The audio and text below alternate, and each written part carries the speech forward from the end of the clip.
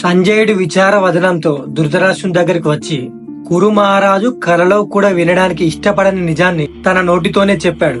మహారాజా, 18 రోజుల మహాయుద్ధం ముగిసింది. అతిరథ మహారాజులు, ఎందరెందరో వీరులు, 18 అక్షోహిణుల సేన, ఎందరో క్షత్రియుల మహావీరులు యుద్ధంలో ఓడిపోయి మృత్యు ఒడిలోనికి జారుకున్నారు. మరణం కరాల నృత్యం చేస్తుంది.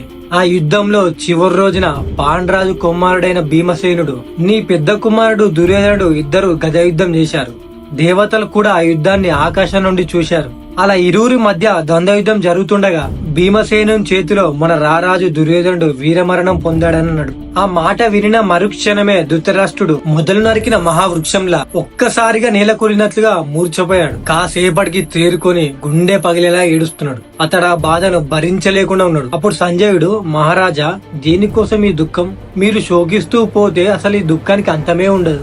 ఎందుకంటే కురుక్షేత్ర యుద్ధంలో 18 అక్షోహిణుల సైన్యం మరణించింది. అందులో మీ తాతలు, తండ్రులు, అన్నలు, తమ్ముళ్ళు, మిత్రులు, బంధువులు, ఎందరో రారాజులు, సామంత రాజులు, వారితో పాటుగా మీ ప్రాణానికి ప్రాణంగా చూసుకున్న మీ 100 మంది కొడుకులు మరణించారు. వారిలో ఇప్పుడు ఎవరెవరిని తలుచుకొని దుఃఖిస్తారు?